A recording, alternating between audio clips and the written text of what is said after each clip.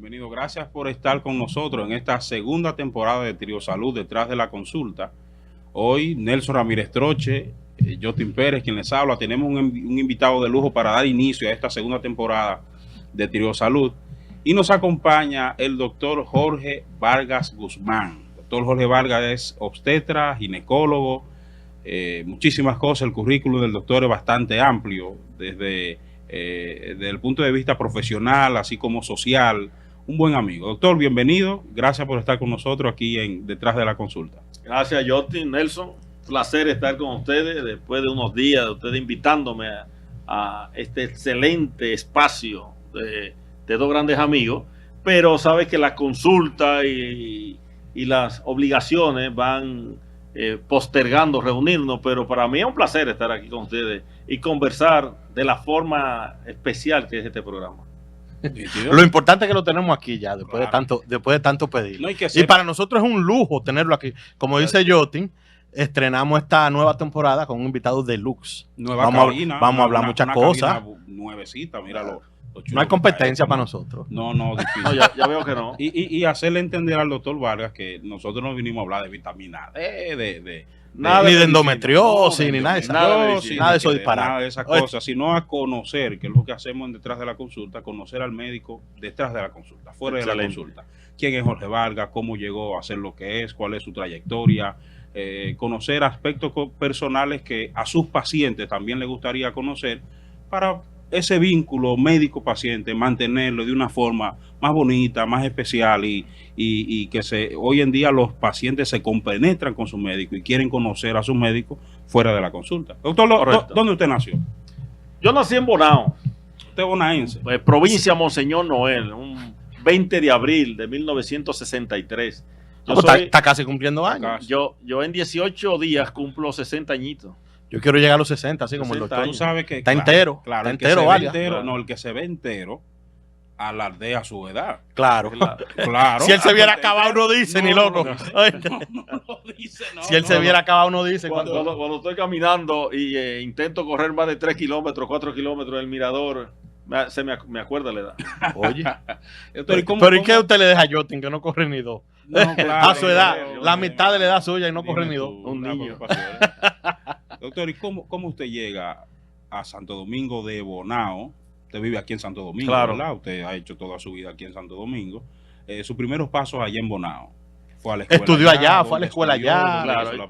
Yo soy de una familia larga. Nosotros somos 13 hermanos. 13 hermanos. ¿Y usted cuál ocupa? Yo soy el más pequeño de 13. O sea, que yo tengo el bebé de la casa. Yo estoy el nidal de la casa, como dicen, madre. Y tengo sobrino prácticamente. Yo le llevo un año a mi sobrino mayor. Es una familia bastante larga. Cuando solíamos hacer fiestas, no teníamos que invitar a nadie, porque con nosotros, entre ellos llenaban todo. Nosotros se llena cualquier salón. Hice mi primer estudio en la primaria, en el Colegio La Altagracia, de la famosa doña Tatica Abreu, y de allí pasé al Colegio Juan Pablo Duarte. Todo eso allí en Bonao. Todo en Bonao. Y me gradué de bachiller en 1981. Y de hecho, déjame decirte que tengo la segunda nota más alta, todavía hasta la historia, del Colegio Juan Pablo Duarte en Bonao. ¡Wow! Usted tiene un cuadro ahí. Es un cuadro. Estoy en el segundo lugar. ¿Pero con qué foto está? ¿La foto de ahora o la foto de ese? No, si ve la foto no me reconoce. La foto es totalmente diferente. Joven, un poquito más joven, 80 libras menos. Entonces, se nota. Y de allí, cuando vengo a Santo Domingo. ¿Por qué viene a Santo Domingo? A estudiar medicina. Okay. ¿Cómo se le prendió ese bombillo de estudiar medicina? ¿Dónde estaba usted? Yo tengo un primo, compadre, ya retirado, neurocirujano, un prestigio de la República Dominicana en Estados Unidos. Él vivió muchos años en New Jersey. Abelardo Hinoa Vargas. Abelardo es mi primo, muy amigo de mi padre. No solamente era el tío o sobrino, sino tenía una relación muy estrecha. Y yo siempre veía a Abelardo como una persona, un ejemplo a seguir. Un neurocirujano es un referente suyo. Es un referente. Un neurocirujano es un señor médico. Claro. Entonces él llegaba de vacaciones con una de sus esposas. Ha tenido varias esposas. Ya él está retirado y yo lo veía, quería ser médico como él. Yo quiero ser como el tío, como el primo. Y de primera intención tenía aprendido a ser neurocirujano. No ginecólogo. No ginecólogo. Y luego cuando se me prende el bombillo, vengo a Santo Domingo. Mi padre era un hombre de la extrema derecha, Epifanio Vargas, que en gloria esté, hace 15 años que falleció mi padre. Él no quería que yo estudiara en la Universidad Autónoma de Santo Domingo. Ah, imagínese. Porque él decía que esa universidad era de comunistas. Que me lo iba a dañar. Exacto. Me lo iba a virar para la izquierda. Y en ese entonces. Exacto. Y allí a través de mi madre, ella lo convenció de que me permitiera inscribirme en la UAS. Y ahí comencé mis inicios. Es egresado de la UAS. Yo soy egresado. Ok, pero una pregunta importante. ¿Por qué usted elige la UAS? ¿Por qué usted quería venir a la UAS? Porque la UAS tenía la estigma de que los estudiantes de medicina, los médicos egresados de la Universidad Autónoma de Santo Domingo, tenían escuela hospitalaria. Okay. Eso sigue siendo, eso sigue. Oye, al otro. Ahorita vamos a hablar de eso, no te apures. Sigue existiendo. Me dijeron que no. Eso es vigente. Entonces, en la UAS, en esa época, íbamos a los hospitales y teníamos una súper enseñanza. Sí. Me acuerdo en esa época que muchos estudiantes de la Universidad Nacional Pedro Enrique Ureña emigraron a la UAS, grandes amigos míos actualmente. Y la UAS, nosotros éramos una promoción de 500 estudiantes.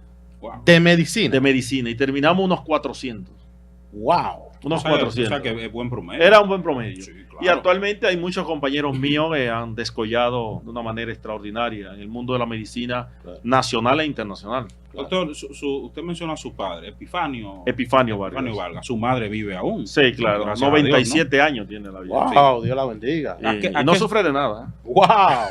Por eso que él se ve así. ¿A qué se dedicaban sus padres? Mi padre era una familia rica. En la época nuestra, éramos clase media. Pero en la época nuestra, clase media, principalmente de mis hermanos mayores, clase media eran prácticamente ricos.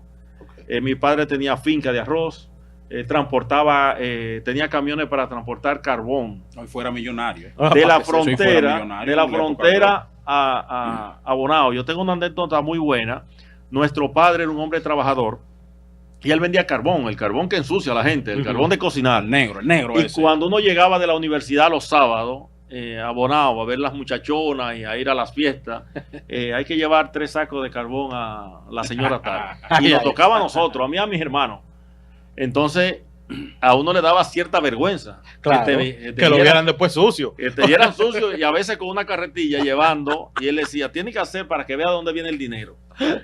Y él era muy recto, en extremo recto. Era un hombre de la derecha, admiraba a los militares. Anheló toda la vida tener un hijo militar. Anheló toda la vida. Quería que usted fuera académico. Y anheló toda la vida. A él le gustaba la política. Él fue de los fundadores del Partido Reformista. En Bonao fue un hombre que descolló bastante en la política, pero se retiró por problemas personales en la política. Se retiró de la política. Pero él anhelaba al mundo político y tener un hijo militar. Doctor, ¿cómo le fue en la UAS? ¿Qué tal sus años de universidad? Excelente. Y no era verdad que en ese tiempo se extendía demasiado la carrera por todos los líos que había en la UAS. Te cuento que en la UAS yo entré en noviembre de 1981 y me gradué en 1987. O sea, duró sus 6 años. 6 años. Y duramos más años porque la UAS en esa época hacía 2 semestres. Ya. Era un tema. Verano. Y el famoso colegio universitario primero. El verano era un problema hacerlo. Eso sigue igual. Yo fui monitor de anatomía en la UAS y tenía la chance de elegir primero. Pero bien. Grupo bastante bueno. Yo tenía que leer la materia 7 veces. Tenía amigos que la leían una vez y sacaban 95. Ya. Yo la leía 7. Tú la leías 7 y sacaba 86. Y sacaba 86 y 88. Pero nos graduamos con laude en la UAS. Hice una graduación extraordinaria. Nos graduamos unos 40... 28 de octubre. No, yo la hice el 11 de diciembre. Fue extraordinaria. Éramos unos 40 o 50. De hecho, le tomé prestado el dinero a una novia que tenía. y tengo una mea culpa que nunca le pagué los 60 pesos que me prestó. 70 pesos que estaba la graduación. Pues eso era una millonada en esa época. Usted no trabajaba ni nada. No trabajó, era monitor. No, yo dejé después la monitoría. Yo no trabajaba. Ya. Y mientras estudió, no trabajaba. ¿Cómo se hacía? Cuando vine de Bonao, tenía una hermana que era asistente de don Rogelio Pellerano y trabajaba en Henry Pellerano. Okay. Ahora es RI Compañía. RI de compañía. Un gran amigo, hice una gran amistad manteniendo la distancia de edad con el señor Donald Rick Cabral, que es un expresidente de la República, porque yo siempre iba y buscaba a mi hermana al trabajo. Para yo tener carro cuando era estudiante, usaba el carro de mi hermana, pero yo la transportaba, yo era el chofer de ella. Tú eres el chofer. Entonces tenía que esperarla y ahí conocía a los dueños y ahí al principio trabajé en el almacén, pasando tuerca y en el taller de Rick Pellerano en ese momento. Y luego ya cuando tú entras en la carrera de medicina es muy difícil trabajar. Claro. ¿Y dónde vivía cuando estudiaba aquí? ¿Usted viajaba de Bonao? No, nosotros, somos 13 hermanos. Y teníamos la particularidad que siempre habían hermanas casadas que ya vivían aquí. Venía de arrimado, alguien. Exacto, vivíamos de arrimado. Esas hermanas vivían acá. Siempre había un hermano o una hermana que vivía con otro hermano. Yo vivía con mi hermana que es para mí como una madre también. Ella es melliza, Rosa Margarita Vargas, una de mis hermanas mayor. Y ella vivía primero en Arroyo Hondo, detrás de IKEA actualmente. Eso era... Tú antes tomabas un carrito público en Indubán. Perdón. En la Gómez, para allá arriba. Perdón el anuncio. No, que valga la cuña. Gómez, yo le mando la factura. No se a las 2 de la mañana tomamos un carrito a las 2 de la mañana y te quedaba en la UNFU. Había donde está IKEA, era un campo de la UNFU. Y no te pasaba nada. Tú venías de la discoteca o algo cuando en época de estudiante. Y luego nos mudamos detrás del Vesubio en la zona universitaria. Ahí era más cómodo. El Vesubio estaba por allá abajo por el malecón. En el malecón. Ya ahí era más cómodo. Claro. Ya iba a pie a la universidad. Claro. Y ahí en la Doctor de Filló, se me olvidó la calle ahora, pero era detrás exactamente del Vesubio. Y ahí yo iba a la universidad caminando. Ya. Íbamos a los hospitales sin problema. ¿Cómo pudo usted lidiar con un padre de extrema derecha? Y la UAS, extrema izquierda. Yo tengo un tío que era militar y era una enemistad con mi otro tío que estudiaba en la UAS, porque pasaba lo mismo. O sea, tú eres comunista porque está en la UAS y yo soy de derecha porque soy militar. O sea, ¿cómo usted pudo lidiar ese tema con su padre, que es de extrema derecha y que de hecho al principio se opuso de que usted fuera a la UAS, claro, usted ya estando dentro de la universidad? Yo tengo una anécdota muy buena. Una vez vinieron unos barcos americanos al país. La única vez que la UAS perdimos 2 o 3 días de clases. Nunca perdimos clases en esa época. Y comenzaron a tirar piedras y yo venía de Bonao, tenía un año en la UAS y me quedé mi primer semestre de medicina y me quedé viendo cómo se tiraban las piedras desde lejos. Para aprender, por si acaso. Y rodearon la universidad y no nos permitían salir. Eso era como las 11 de la mañana y nos permitieron salir como a las 11 de la noche. El temor mío no era que me llevaran preso, que me dieran un golpe. El temor mío era cuando yo hablara con mi papá. Porque él había llamado. ¿Qué tú le ibas a decir? ¿Qué yo le iba a decir? Porque antes no había celulares, no había nada, pero ella había llamado a mi hermana y mi hermana llamó a Bonao y dijo: Jorge no aparece. Y la UAS la tiene rodeada. Y no había manera de comunicarse contigo. Entonces, imagínate, cuando yo hablé con él, tiene que estar tirando piedra. Yo tuve que decirle, me quedé viendo y eso. Él me dio una pela por teléfono, me dijo que eso no se hace porque después los comunistas te enseñan a hacer eso. Y después, con el tiempo, él se acostumbró. A él le gustaban siempre las notas, que le llevaban las notas. Yo siempre le informaba de mis notas y todo. Y el viejo, él no pasó de 8º curso, pero tenía una memoria, una cosa increíble. Él tenía una formación académica sin haber ido ni al bachillerato. Ya. Doctor, ya sabemos cómo entró a la UAS, ya sabemos cómo eligió la universidad. ¿En qué punto de su carrera, si se recuerda, se decide? Porque tenemos entendido ya que usted quería ser neurocirujano primero cuando empezó a estudiar medicina.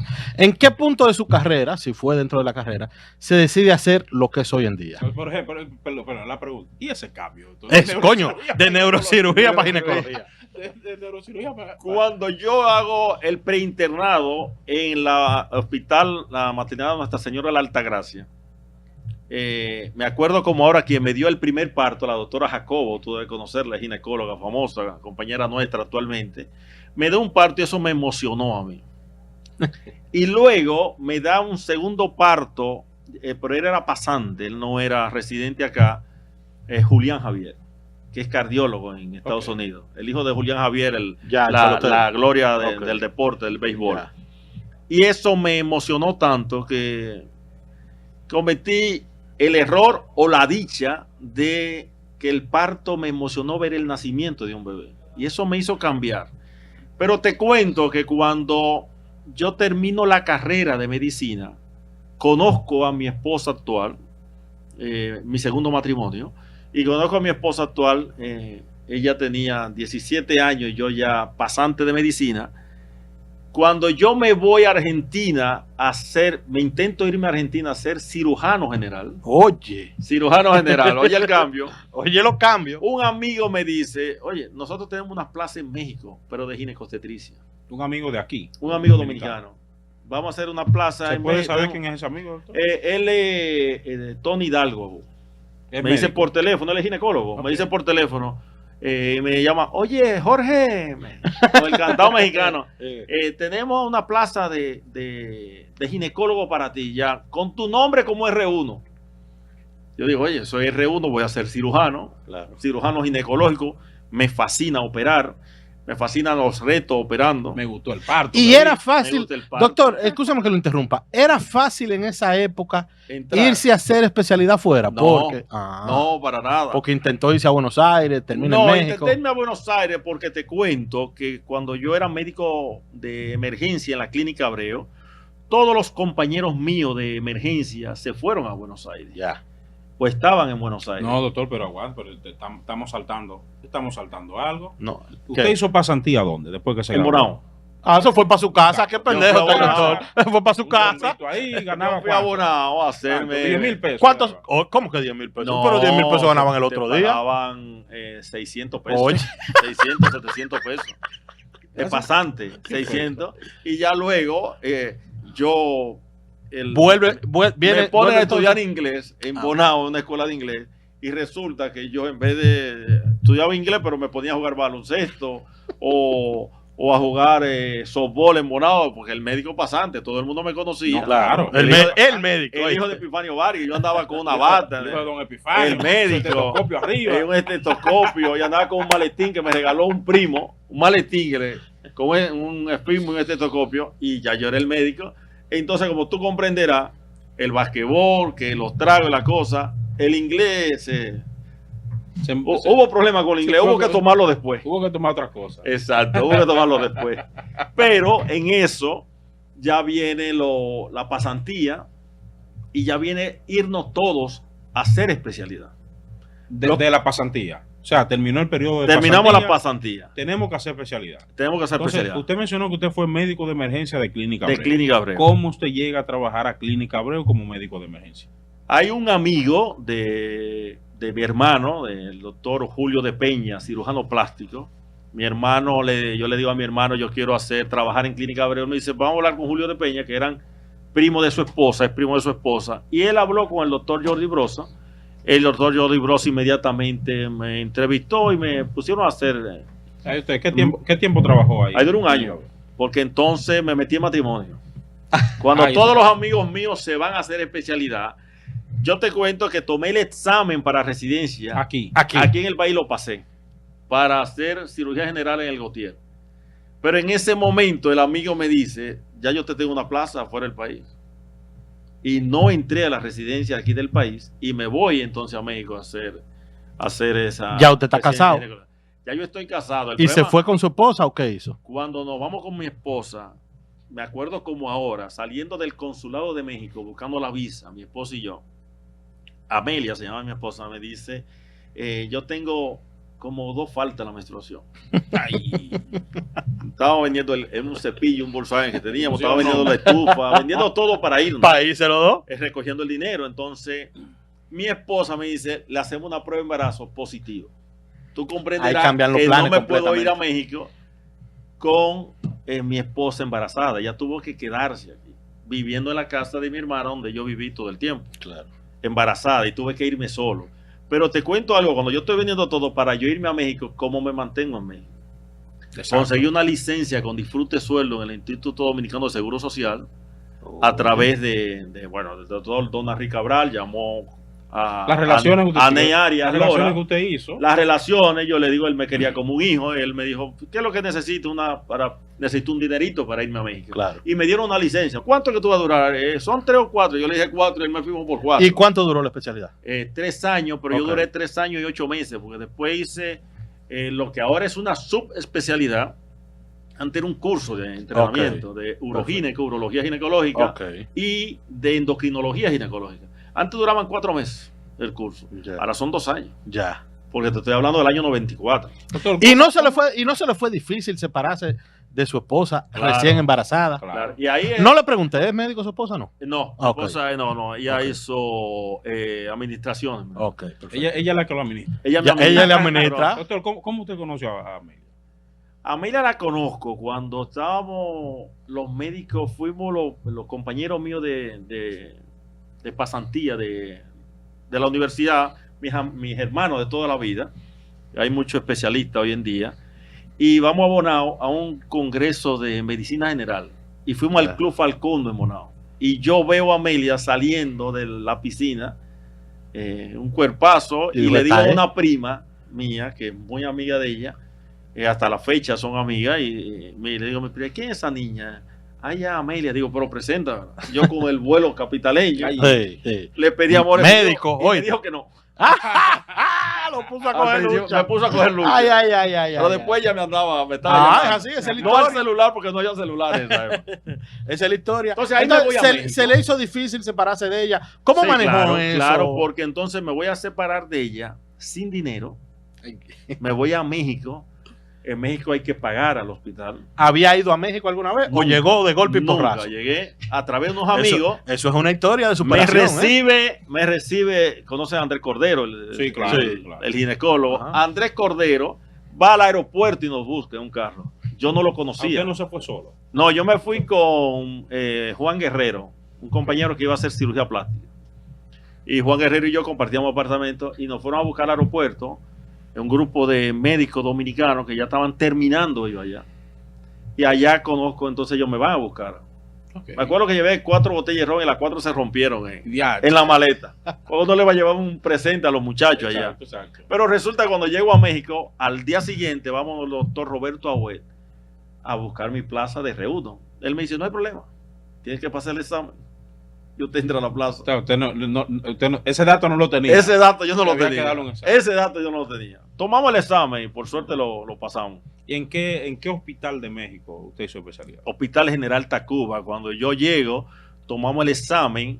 Allá le daban 2 plazas a los extranjeros. Las plazas del 20 de noviembre que yo quería ir, la llenaron. Entonces, ya luego no había plaza y nos mandan al Hospital General Tacuba. Ay, pues fue una lucha, doctor. No fue de que ven, que te tengo una plaza aquí. Y resulta que nosotros fuimos, ya con el examen pasado y todo, 5 días fuimos le llamaban San Fernando, que era la oficina principal del Instituto de Seguridad Social de los Trabajadores del Estado, del ISSSTE, que en México está Salubridad, está el IMSS, que es Seguro Social, y están los hospitales de los trabajadores del Estado. Claro. Entonces allí yo quería ir el 1 de octubre, donde había salido Andrés Cordero, donde estaba Manolo Coromina, pero cuando vamos a buscar la plaza, 5 días para irnos a la plaza, me dicen, yo necesito 3 médicos en el Hospital General Tacuba. Y los amigos me dijeron, Andrés Cordero, que le agradezco muchísimo, me dijo, vete el primer año y después te pasa. Buscamos cómo pasar. Pero el hospital me enamoró tanto, porque era un hospital, no era grande, un hospital de 200 camas. No era tan grande. Para México no es grande, pero entonces exacto, ginecología tenía 110 camas. Wow. Casi nada. Y a los 6 meses ya de ser R1, nosotros éramos dueños del hospital, haciendo cesárea, histerectomía. De aquí no me voy yo. Y pusimos a la gente allí a bailar merengue y a decir el San Antonio dominicano en quirófano. Exacto. Y la odisea fue fuerte, el trayecto fue fuerte, porque al principio los mexicanos no te aceptan como extranjero. Claro. O sea, ahora sí te aceptan porque las cosas han cambiado. Porque cuando yo llegué a México, me sorprendió que los supermercados abrían los domingos hasta las 10 de la noche. Eso no se veía aquí en el año 91. No había carro extranjero en México, todo estaba prohibido allá. Pero después se fue abriendo, se fue expandiendo y así era la medicina. La medicina es tremenda. ¿Cómo le fue? O sea, ¿cómo hizo usted, doctor, para que lo acepten? Bueno, no vamos a hablar con un tema de aceptación, sino para que no lo vean como un extranjero más. Es decir, tengo que hacerte parte de la residencia. Mira, no está bien, él es extranjero, pero ya le de nosotros. De hecho, tenemos que aceptarlo. Fui con un compañero, Antonio Casó de Cotuí. Hicimos todos los cursos de adiestramiento, todos juntos lo hicimos. Y como éramos dos dominicanos y él ya tenía experiencia operando, nosotros nos hicimos dueños del hospital en México. Ya. Hicimos amistad con todo el mundo porque fuimos parte del equipo de baloncesto del hospital. Nos decían los morenos del Tacuba. A mí me decían el moreno allá. Los morenos del Tacuba. Y jugamos baloncesto allá y nos hicimos dueños de esa plaza. Hasta que el jefe nuestro, que en paz descanse, el doctor Marco Márquez Becerra, yo le ayudaba en privado a operar. Tenía 2 saquitos yo, un marrón y un negro que lo tenía, le decían los asesinos. Mataba cualquier camisa y pantalón. Nunca se me olvida que el doctor operó a Ana Gabriel y yo le ayudé a operarla, a la esposa de va para el concierto, para el concierto de ella entonces. Pero operaba porque era un médico muy famoso y él un día operando me dice: ¿por qué tú no eres jefe residente del hospital?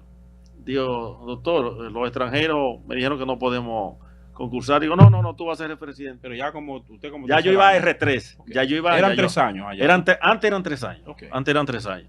Y cuando vamos al tercer año, él me propuso y le bajó una orden a los R1 que estaban pasando a R2, que tenían que votar por mí, que él lo...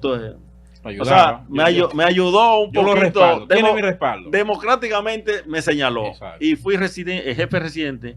Ahí comenzó cierto distanciamiento con los compañeros. Me imagino. Ya no me veían igual. Me imagino que fue el primer extranjero en ser jefe de residente. De ese hospital. De ese hospital. De ginecobstetricia. Pero fue bonita la experiencia. Ya luego mi esposa tuvo que venirse antes del tiempo para acá. Ella se fue cuando nació el niño aquí en Clínica Abreu, Diego, mi hijo mayor. Yo tengo 2 hijos, Diego y Jorge Luis. Diego lo conocí a los 2 meses. Ya. Porque cuando Diego nace... Usted no pudo venir. No pude venir porque yo quería que mi hermano mayor, Roberto Vargas, me ayudara a pagar la clínica, para que no la pagara mi suegro. Ya. Porque yo digo, yo estoy allá. El orgullo de los Vargas. Está embarazada. Hijo de un Epifanio. Entonces le dije, Roberto, ayúdame a pagar esto. Entonces no pude venir a estar en el parto de mi hijo mayor. Y me enteré como a las 12 horas que ella había... Le llamaron a la casa de un amigo y le dijeron, mira, que ya Amelia parió y fue un varón. Y había que ir a buscar a Vargas al hospital. Entonces, para decirle que ya era papá. Cuando el amigo mío Casó, fue a buscarme, yo no estaba y me esperó como 1 hora en la casa que era antes de Ronnie Baez. Y ahí él me dijo, oye, ya tú eres papá. Doctor, jefe de residente, operando todo el mundo, dueño de Tacuba, ¿es lo que se llama? Hospital General Tacuba. De Tacuba. ¿Por qué usted no se quedó en México? Mira qué interesante tu pregunta, Justin y Nelson. El jefe mío, un señor con una capacidad. Nunca he visto una persona disecar a ambas manos. Con la tijera, Metzenbaum, el bisturí, a ambas manos. Tenía una capacidad extraordinaria de operar. Y él me decía, Jorgito, Jorgito, quédate a vivir en México. Yo me estoy retirando, mi hijo no es médico, yo tengo una buena clientela. Cuando yo decido quedarme, hablo con mi esposa, con Amelia, digo, Amelia no quería, digo, Amelia, vamos a quedarnos y nos va a ir súper bien. Viene la coyuntura que devalúan el peso mexicano. Y imagínate que el peso estaba al 3-1, lo pusieron al 9-1. Wow. Y ahí la situación medio se complicó y ahí decidimos, mi esposa se vino para acá y yo atrás de ella. Al tiempo entonces me vine a Santo Domingo. Cuando llego a Santo Domingo, vuelvo a la Clínica Abreu donde el doctor Jordi Brosa y vengo con mi currículum y le digo, mire, yo hice esto, y él me dice, ve donde el doctor Luis Rojas, que es el encargado de ginecobstetricia de la Clínica Abreu, dile que tú vas a comenzar a trabajar aquí por cortesía, por amabilidad. Fui donde él y a los 3 días comencé en la Abreu. En la Abreu. Yo tenía como un mes que había llegado. Pero tú tienes mucho tiempo ahí en Abreu, entonces. Vamos a pararlo ahí un momentito y comenzamos ahora.